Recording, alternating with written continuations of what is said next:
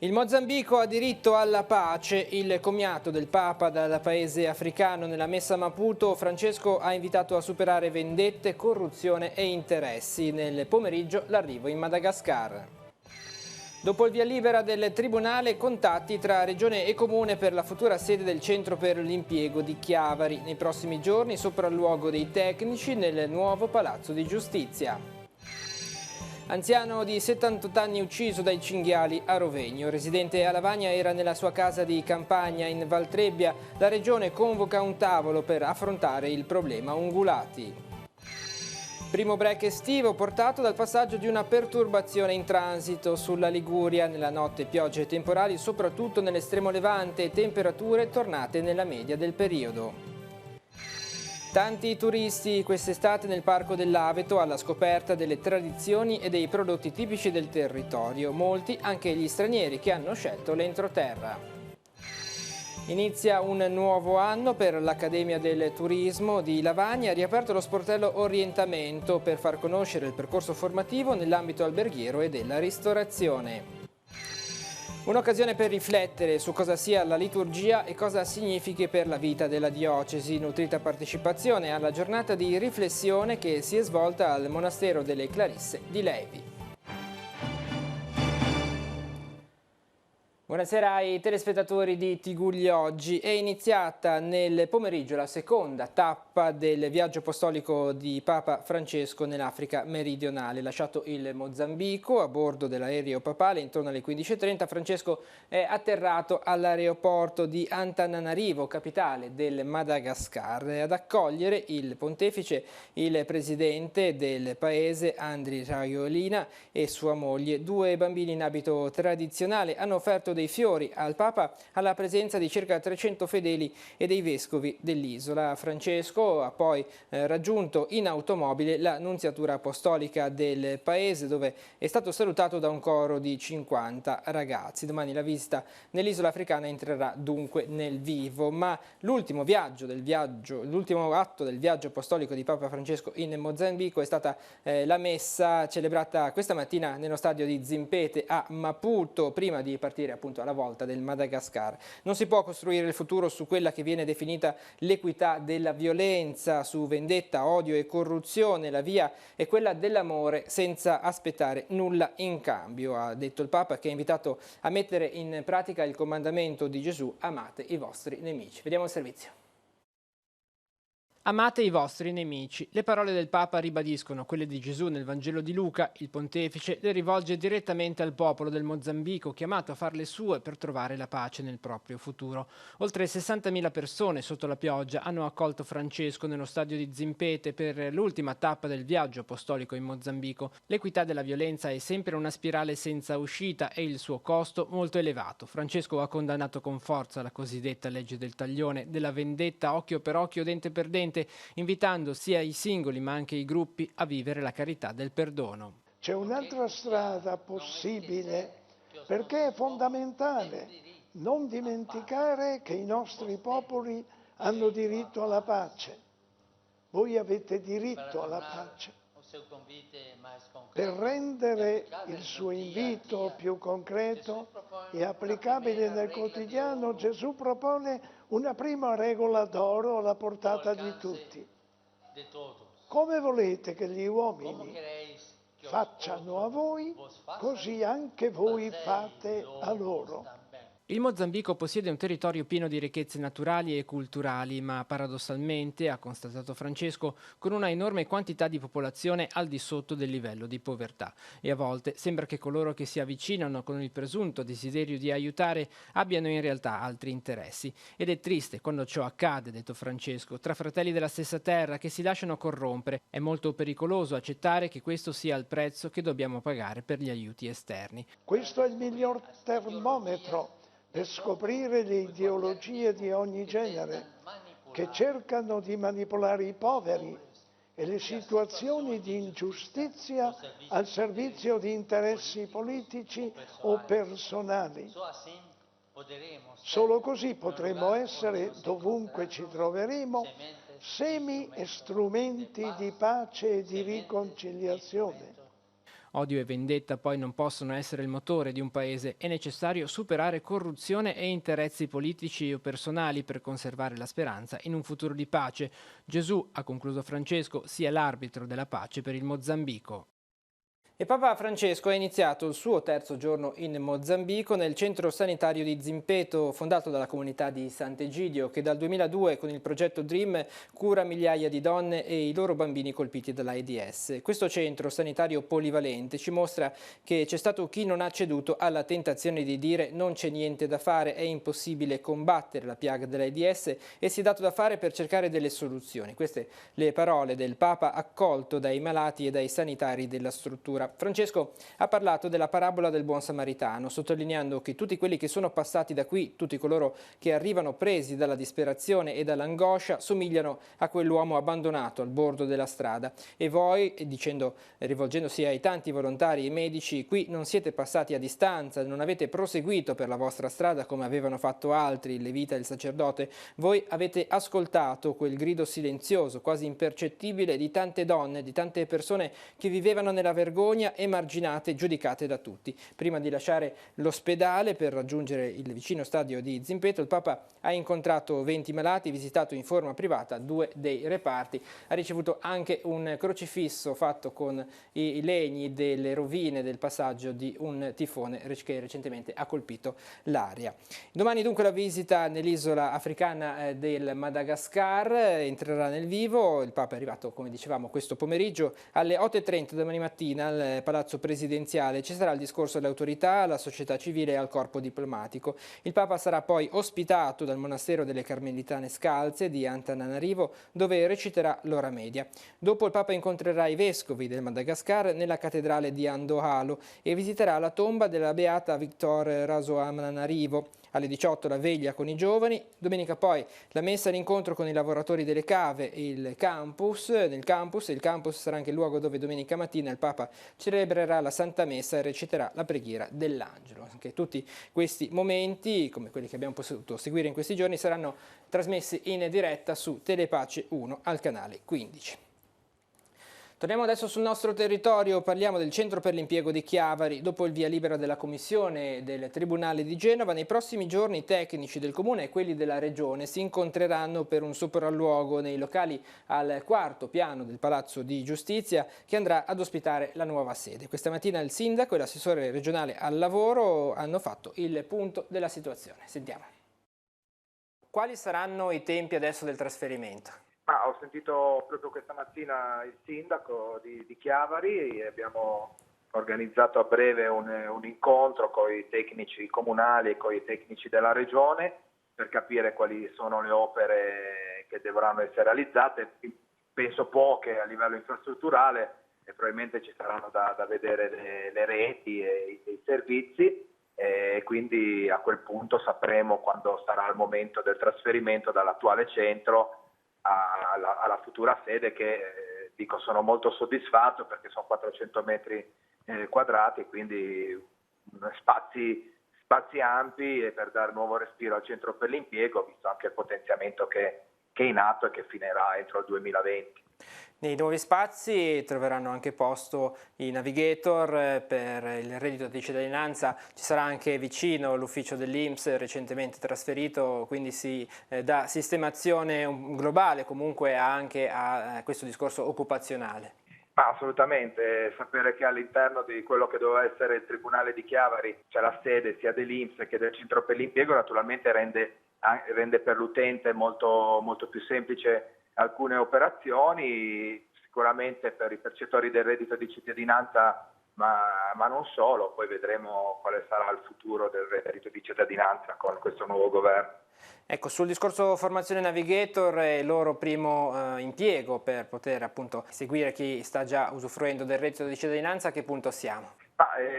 Diciamo che dal 9, quindi da lunedì, entreranno materialmente all'interno dei centri per l'impiego. Certamente quello che avevamo sempre detto come regioni e che ho sempre sostenuto anch'io come assessore della Liguria, ci voleva più tempo per far partire il reddito di cittadinanza, tant'è che tuttora i navigator non hanno a disposizione la piattaforma informatica su cui convogliare i dati, né sono stati ancora dotati del telefono o dell'iPad per svolgere le funzioni che devono svolgere. Tutto questo per averlo voluto fare in fretta, ma naturalmente non si dà un buon servizio poi al cittadino.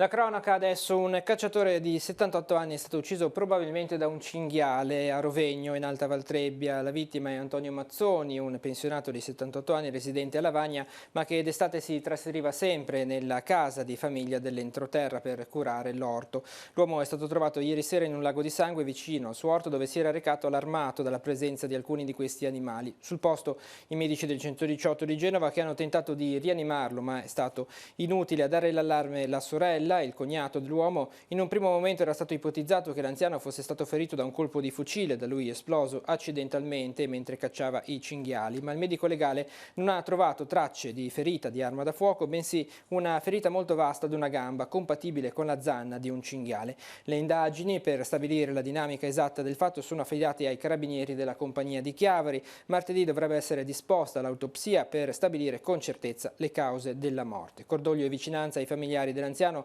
sono stati espressi dal presidente della Regione Liguria Giovanni Toti e dall'assessore all'agricoltura Stefano Mai. Un tragico incidente, ha affermato il presidente Toti, che evidenzia come la situazione in Liguria non sia più sostenibile. Serve un intervento a livello nazionale da parte del governo per risolvere questo problema.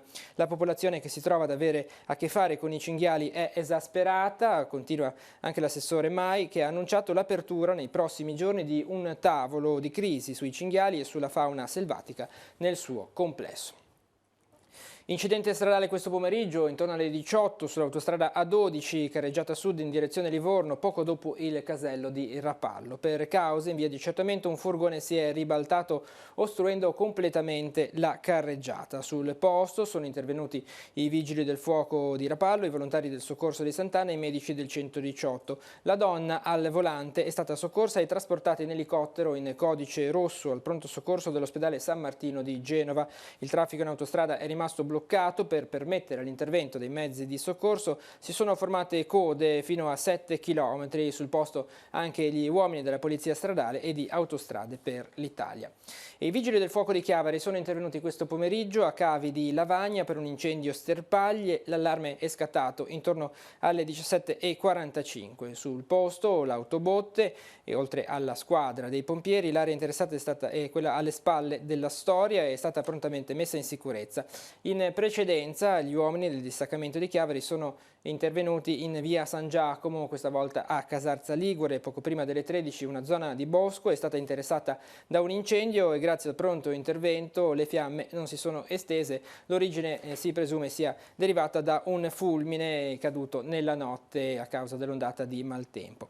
E sono stati ben 16.000 le fulminazioni che sono state registrate nella notte, nelle prime ore della mattinata, a causa del passaggio della perturbazione. È conclusa intorno a mezzogiorno l'allerta meteo gialla che era stata diramata dall'ARPAL per temporali sui bacini di Genova e di Levante. Il passaggio perturbato ha portato pioggia in particolare sullo Spezzino e un abbassamento delle temperature. Un primo break estivo a cui ne seguirà un altro, dicono i previsori, nella giornata di domenica. Sentiamo.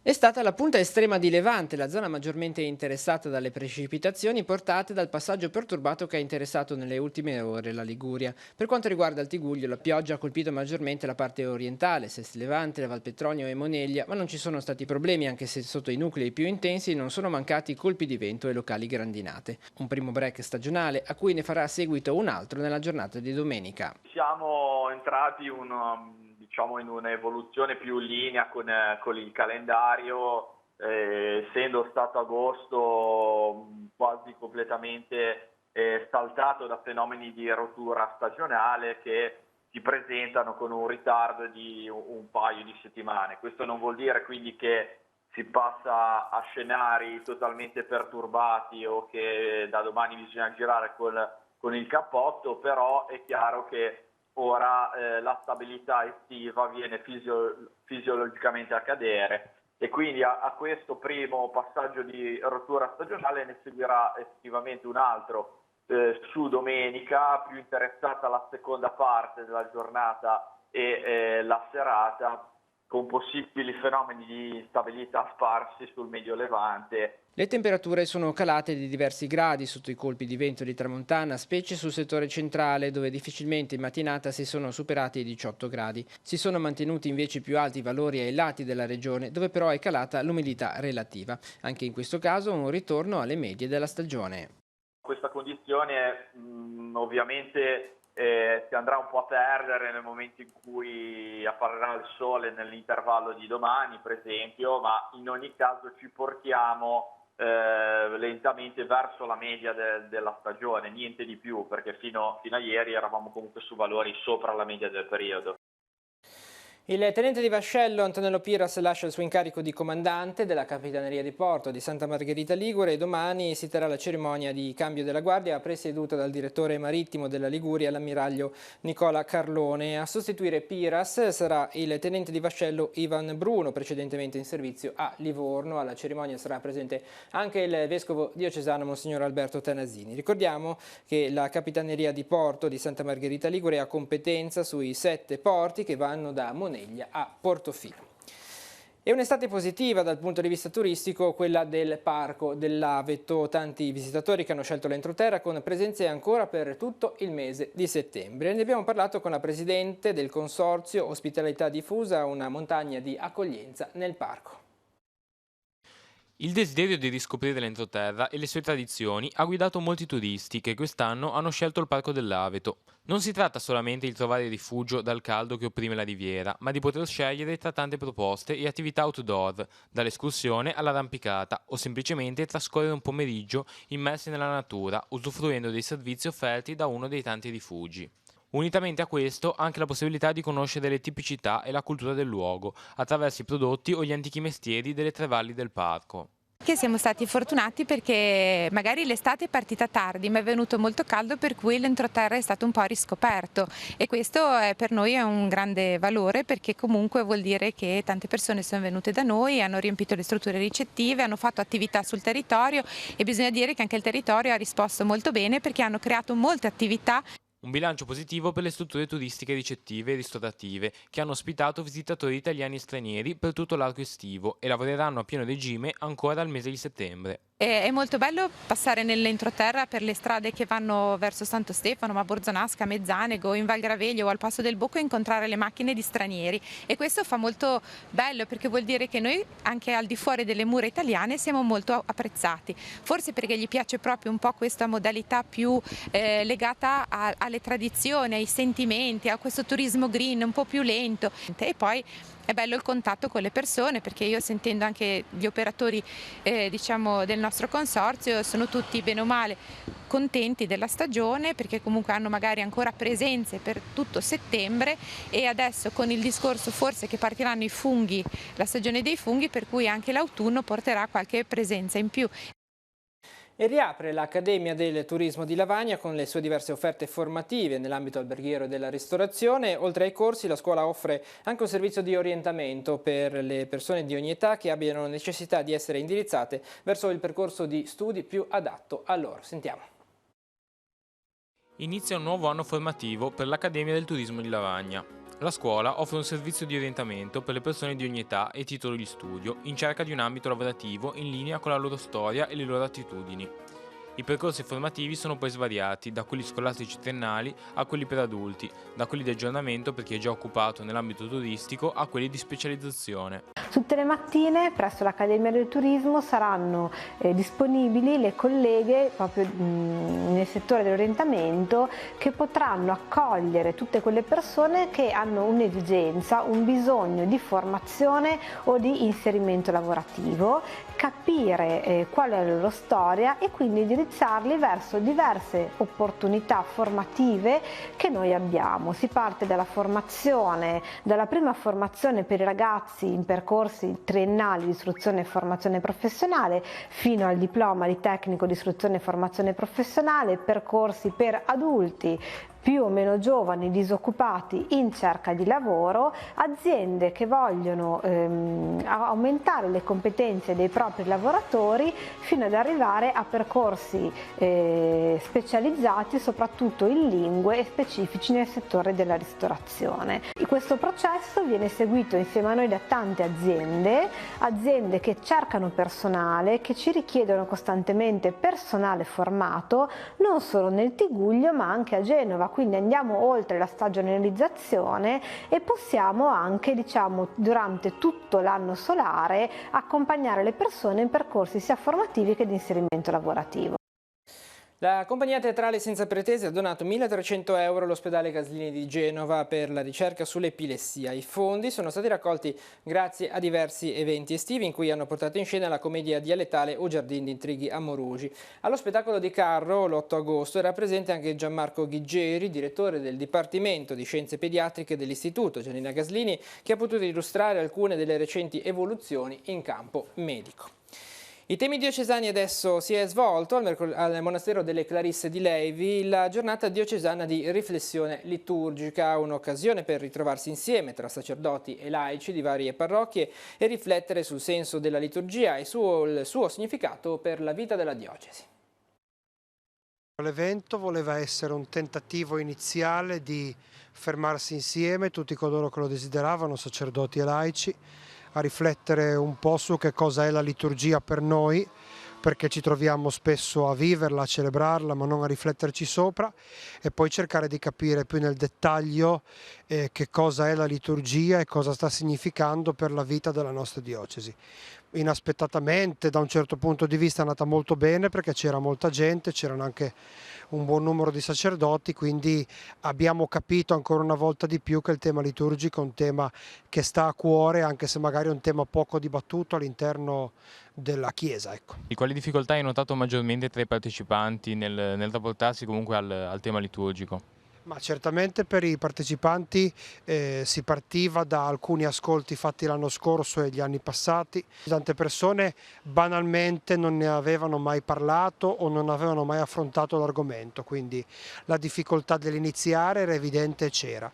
L'altra difficoltà è proprio quella di fare un po' rete, no? Di cercare di coinvolgere più persone possibili attorno a questo tema che, come dice la Chiesa, è un po' il fondamento della nostra vita di fede e anche di un discorso più teologico, quindi anche più di studio. Per quanto riguarda questi incontri, quale sarà il prossimo passo?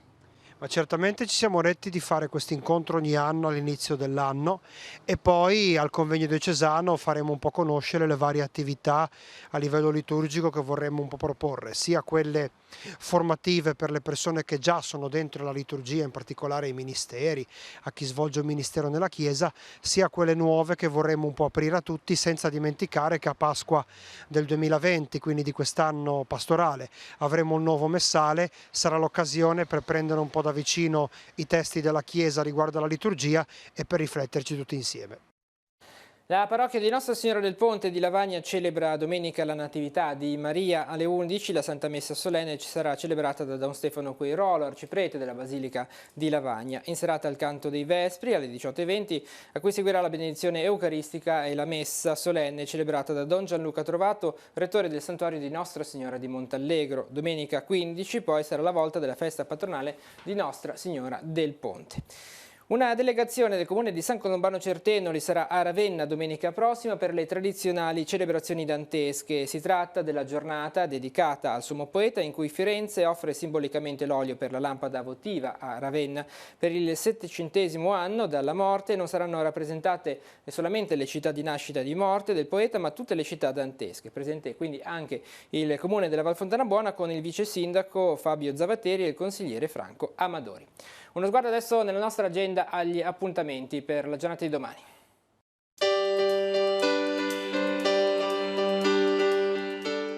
Appuntamenti in agenda per sabato 7 settembre. Dalle 8 alle 12 nel borgo di Conscenti e a ne saranno presenti le bancarelle di produttori tipici del mercatino agricolo della Val Graveglia.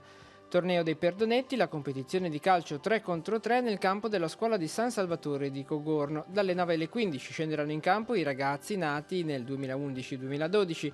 Dalle 16 alle 21 tocca alle leve 2009-2010. Apertura del Museo Archeologico di Chiavari in via Costaguta dalle 9 alle 14. Apertura alle visite anche del Museo del Merletto di Rapallo a Villa Tiguglio, l'orario dalle 9:30 alle 14. A Pieve Ligure una giornata dedicata ai bambini con la festa del mare con giochi in centro città dalle 9:30 alle 18. Dalle 10 alle 17 sarà invece aperto il centro visita delle batterie del Parco di Portofino. E sempre il Parco di Portofino organizza una serata dedicata alle stelle. Alle 16 partenza dell'escursione da San Rocco di Camogli, dalle 18 concerto di fiati, cena all'aperto e visione guidata del cielo stellato.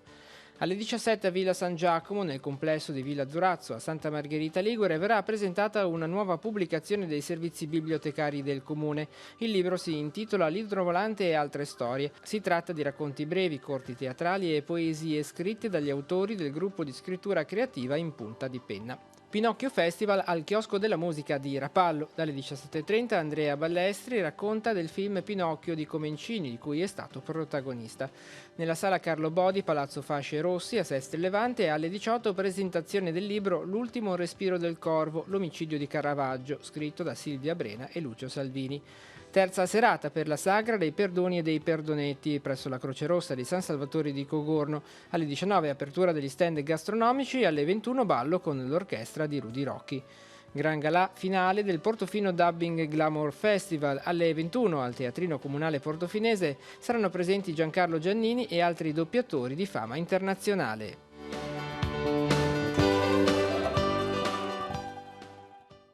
Ora uno sguardo alla nostra programmazione. Questa sera è in onda la puntata di Noi Chiesa, la rubrica dedicata alla vita della diocesi. Vediamo in anteprima i titoli.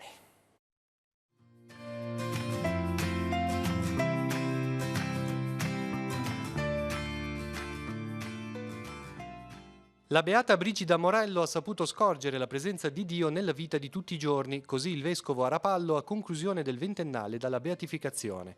Vicino a Gesù e alla gente è l'insegnamento di Sant'Agostino Roscelli festeggiato a Bargone di Casarza Ligure, suo paese natale. Monsignor Tanasini ha definito il sacerdote maestro di coraggio. La comunità di Carro in Val di Vara si è riunita per celebrare Antonio Maria Gianelli, grande devozione e amore per il santo patrono nato a poca distanza dalla chiesa di San Lorenzo. Nostra Signora della Guardia a Gattorna, il vescovo ha chiesto alla comunità di ritrovare quella fede e quella carità che mossero i fedeli di allora a salire al Monte Figogna per chiedere la grazia a Maria. La sfida di oggi è salire in alto per assumere lo sguardo che Dio ha su di noi, è il messaggio emerso durante i festeggiamenti di Nostra Signora della Guardia a Velva. La comunità di Cassagna, in Alta Val Graveglia, si è riunita per festeggiare San Rocco. Nell'occasione si è ricomposta la confraternita Fidus Alma Sprone per iniziative solidali. E infine è iniziato il 31esimo viaggio apostolico del Papa in Africa meridionale, prima tappa in Mozambico. Abbiamo intervistato padre Sergio Faedi, missionario della Consolata nel paese. Questi dunque i temi della puntata di questa sera di Noi Chiesa. Si conclude così questa edizione di TG Oggi. L'informazione torna domani mattina alle 9 con la nostra rassegna stampa sul canale 187 Telepace News. Tutte le notizie le trovate anche sul nostro sito teleradiopace.com. Grazie per essere stati con noi e buon proseguimento di serata.